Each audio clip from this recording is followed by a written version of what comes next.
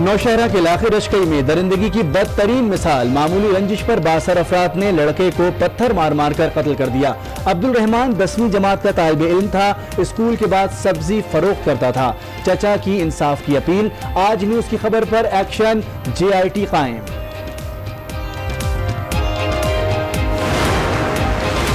सरगोदा के इलाके सलावाली में मस्जिद की छत मुनहदम हो गई। मलबे तले दबकर 4 अफराद जाँ बहक, 12 जख्मियों को अस्पताल मुंतकिल कर दिया गया। बेशतर की हालत तशवीशनाक। Army chief general Qamar Javed Bajwa का सिंध रेंजर्स हेडक्वार्टर्स का दौरा। DG रेंजर्स सिंध ने सूबे की सिक्योरिटी सूरत हाल से आगाह किया। तर्जुमान पाक फौज का बयान। मौलाना समीउल हक के कत्ल की तफ्तीश का मामला अहम रुख इख्तियार कर गया। रावलपिंडी की स्पेशल इन्वेस्टिगेशन टीम ने कानूनी तकाजे पूरे करने के लिए अदालत से रुजू कर लिया। अदालत ने दरखास्त सेशन जज नौशहरा को अरसाल कर दी।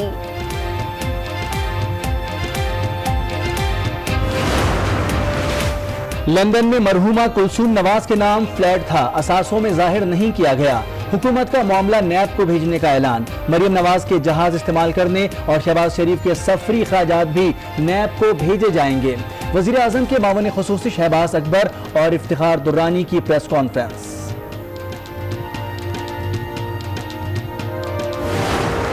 चीन का इतना कामयाब दौरा था इमरान खान का कि मेरी जिंदगी में इतना कामयाब कभी नहीं हुआ। पाकिस्तान को पाकिस्तान की ख्वाहिश से ज्यादा चीन ने दिया है। वजीर आजम का दौरा चीन इंतहाई कामयाब रहा। पाकिस्तान को ख्वाहिश से ज्यादा चीन ने दिया है। वजीर रेलवे शेख रशीद का दावा, बोले मार्च तक झाड़ू फिर जाएगी। फालूदा वाले पर खेलने वाले जेलों में होंगे। इमरान खान यू टर्न वाले बयान पर भी यू टर्न लेंगे, इंतजार फरमाएं, ज्यादा देर नहीं लगेगी। ख्वाजा आसिफ का ट्विटर पर तंज। वजीर आजम समझते हैं यू टर्न से कामयाब हो जाएंगे। खुर्शीद शाह का वार। वजीर आला सिंध कहते हैं मामलात W ट्रेन पर जा चुके हैं।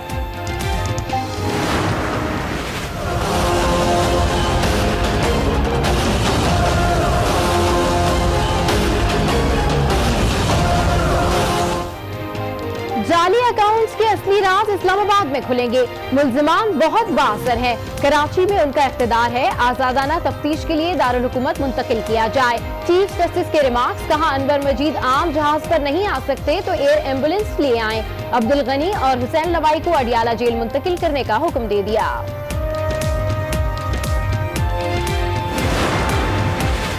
वज़ीर आज़म इमरान खान कल एक रोज़ा दौरे पर मुत्तहिदा अरब इमारात रवाना होंगे। वली अहद समेत दीगर हुकाम के साथ बैठक होगी। दौरे पर इक़्तिसादी पैकेज मिलने का इम्कान।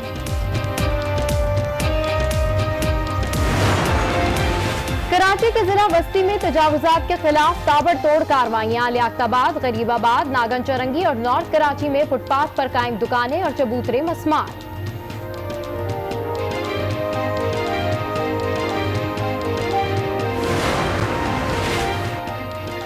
K4 मंसूबे की लागत 75 अरब रुपए है। उम्मीद है वफाक ताउन करेगा। वजीर आला सिंध की मीडिया से गुफ्तगू। केंझर झील का दौरा। कहते हैं फनी वजूहात के बाइस लागत में इजाफा हो रहा है। हाई कोर्ट बेंच के कयाम का मुतालबा। वकला का एहतजाज जारी। फैसलाबाद, सरगोदा और साहिवाल में अदालती कार्रवाई का बायकॉट। साइलिन आज भी रुलते रहे।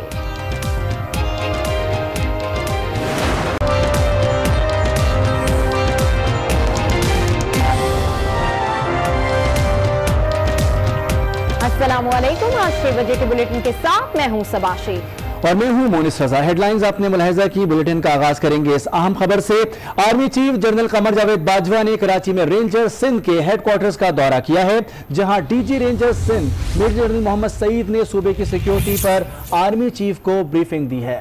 आर्मी चीफ ने कहा है, कराची कौमी मईशत का इंजन है। कराची में अमन अमान की सूरत हाल को मजीद बेहतर बनाएंगे। अहम खबर है, army chief general Qamar Javed Bajwa ने कराची में रेंजर्स सिंध के हेडक्वार्टर्स का दौरा किया है, जहां DG rangers major general Mohammad Saeed ने सूबे की सिक्योरिटी पर आर्मी चीफ को ब्रीफिंग दी है।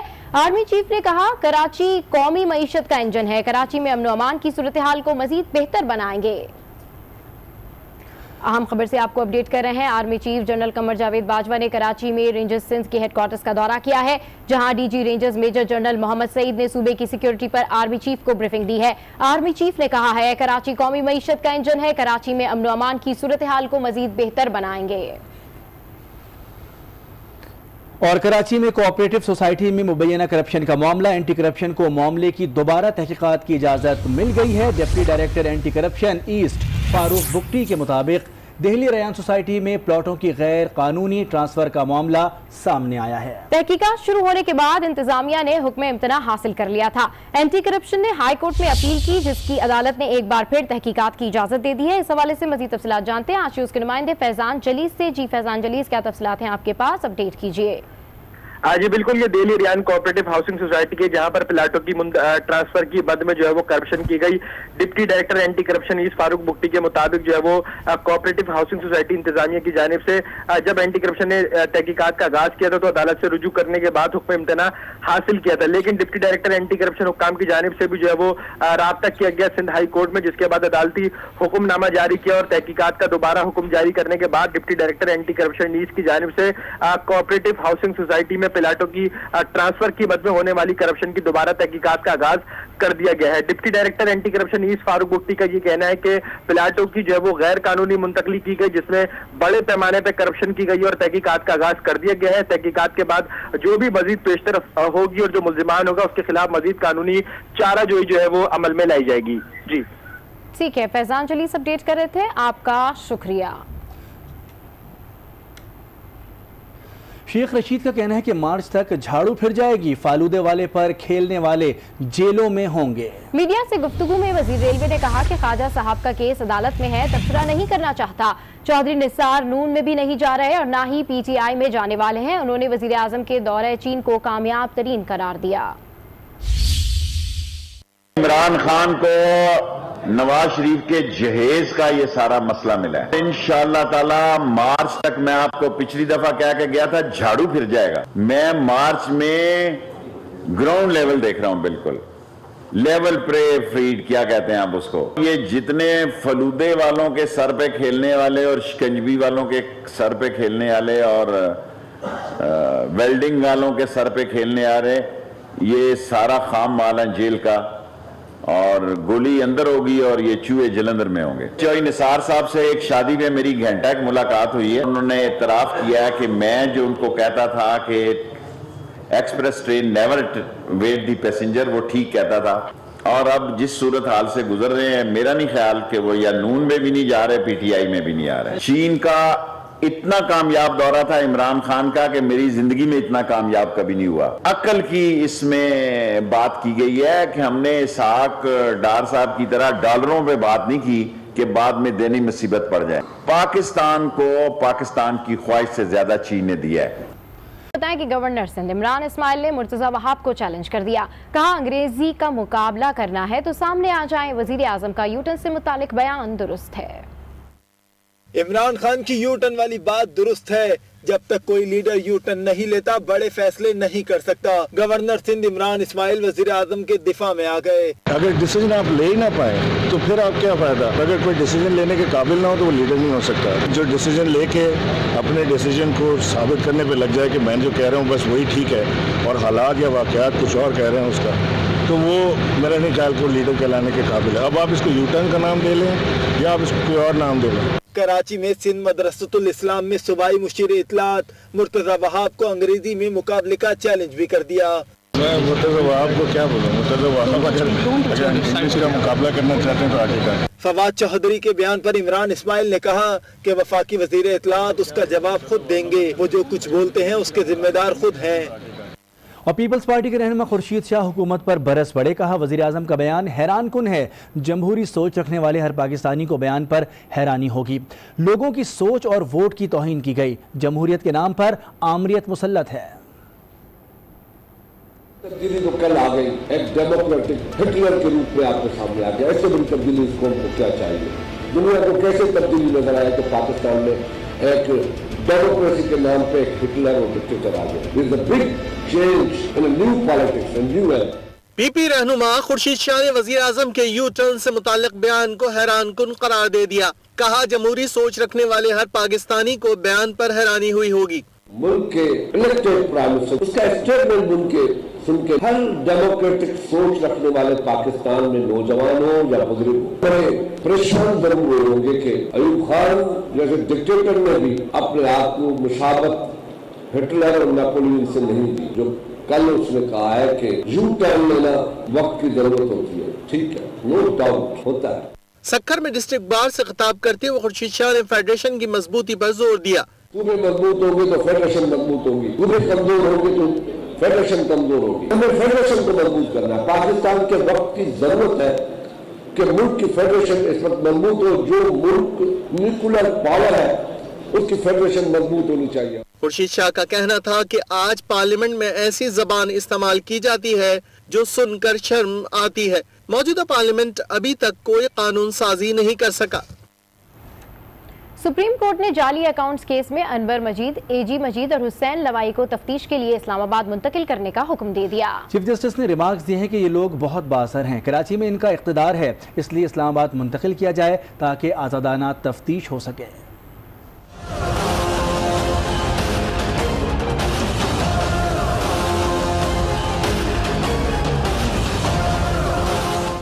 बाअसर मुल्ज़मान, कराची भी अपना और इख्तिदार भी। जाली अकाउंट्स केस के राज अब इस्लामाबाद में खुलेंगे।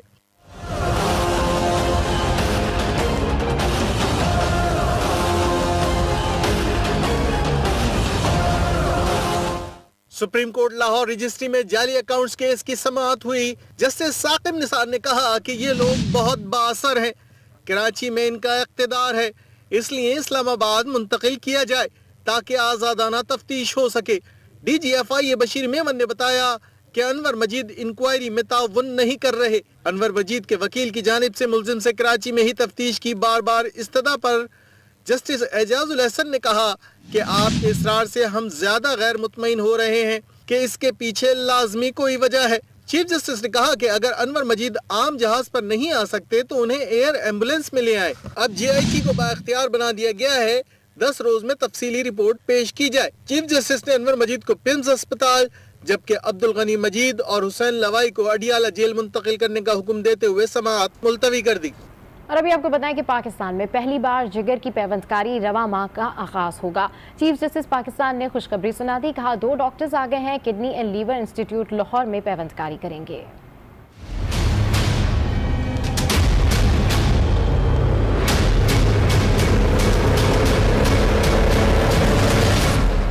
चीफ जस्टिस की कौम को खुशखबरी, लाहौर में रवा माह जिगर की पेवंदकारी का पहला ऑपरेशन होगा।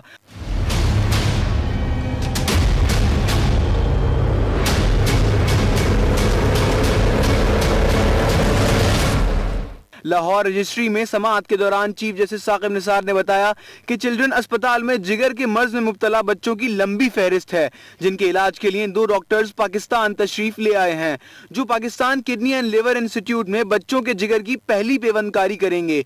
चीफ जस्टिस साकिब निसार का कहना था कि पहले पेवंदकारी के लिए भारत जाना पड़ता था।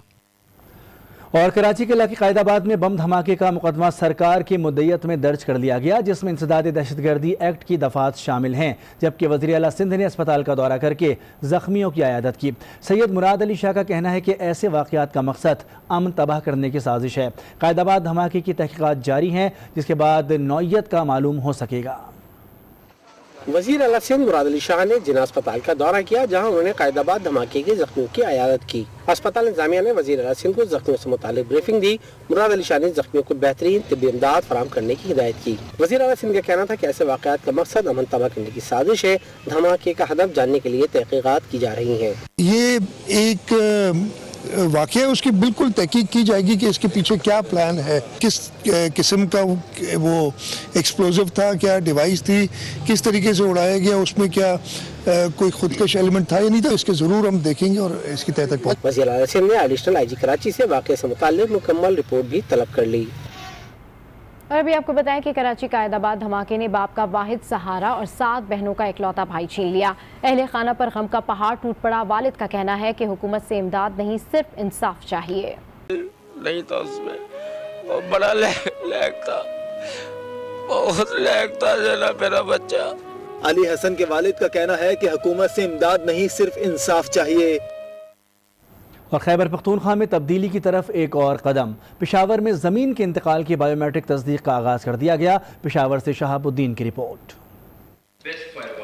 डिस्ट्रिक्ट कौंसिल हाल में होने वाली तकरीब से खिताब करती हुई कमिश्नर पेशावर शहाब अली शाह ने इमलाक के इंतकाल को बायोमेट्रिक में तब्दील करने के अमल को अहम संग मील करार दे दिया। उनके मुताबिक 100 साल से जायद पुराने निज़ाम में तब्दीली लाने के लिए कोशां हैं। इस सिलसिले में जिले के 272 में से 67 मौजा का रिकॉर्ड कंप्यूटराइज कर दिया गया है, जबकि 23 मजीद मौजा का रिकॉर्ड कंप्यूटराइज करने पर काम जारी है।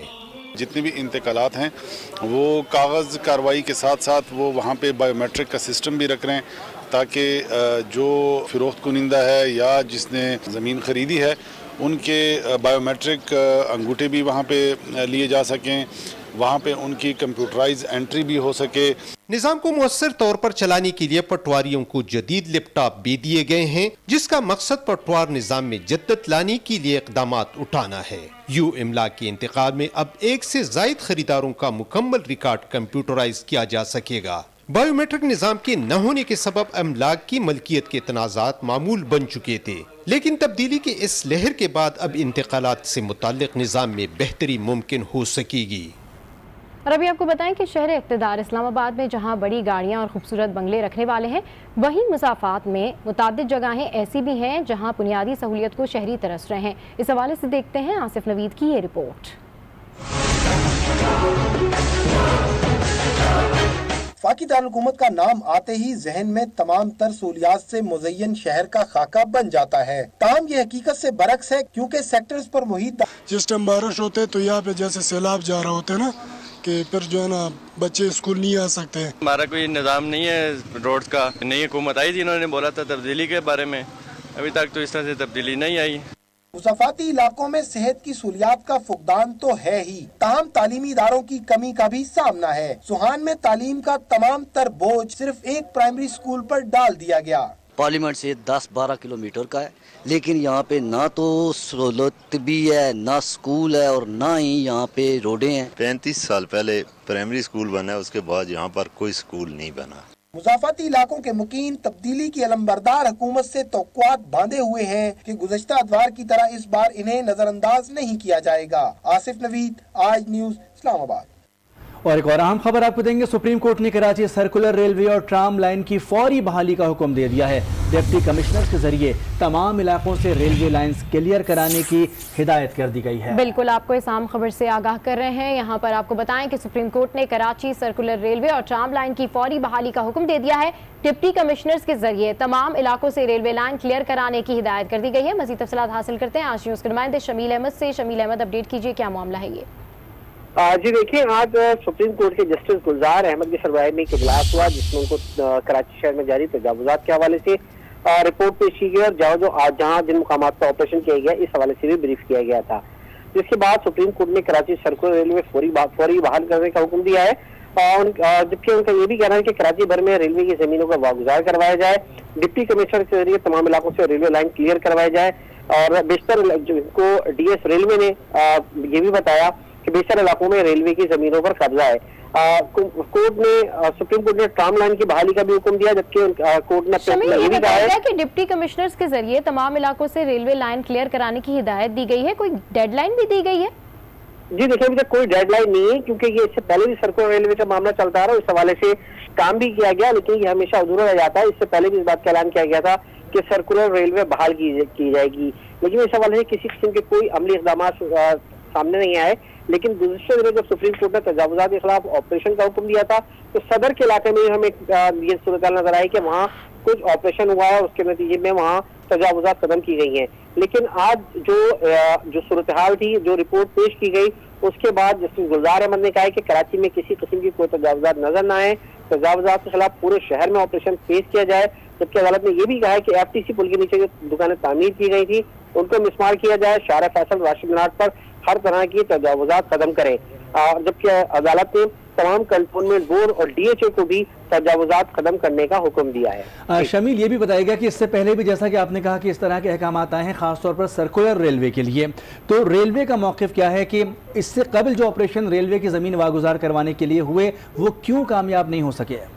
आप देखिए, मुख्तलिफ जगहों पर हमेशा ये रिपोर्ट दी जाती रही कि लोगों की जानिब से मज़ामत का सामना है, लेकिन बेशतर इलाकों में हमें ऐसी सूरत भी नजर आई कि वहाँ कचरे के ढेर लगे हुए और सर्कुलर रेलवे जो पुराना उसका ट्रैक था उसके ऊपर बाज़ जगहों पर सड़कें तामीर कर दी गई है। बाज़ जगह पे ये भी शिकायत थी कि वहाँ से ट्रैक ही उखाड़ दिए गए। कुछ जगहों पे ये बात सही है कि जमीनों पर भी कब्जा, लेकिन बेशतर इलाके हमने ऐसे भी देखे हैं सर्कुलर रेलवे के जहाँ पर कचरे के ढेर लगे हुए, उनको कचरा कुंडी बना दिया गया है। पुराने प्लेटफॉर्म जो है कचरा कुंडी में तब्दील हो चुके और रेलवे जो ट्रैक है उसकी पटरियां भी उखाड़ दी गई हैं। जी ठीक है। सुप्रीम कोर्ट ने कराची सर्कुलर रेलवे और ट्राम लाइन की फौरी बहाली का हुक्म दे दिया है। डिप्टी कमिश्नर्स के जरिए तमाम इलाकों से रेलवे लाइन क्लियर कराने की हिदायत की गई है। अच्छा, ये बताइएगा शमील अहमद, मजीद इस हवाले से क्या SOPs जारी की गई हैं? शमील, आपको आवाज आ रही है?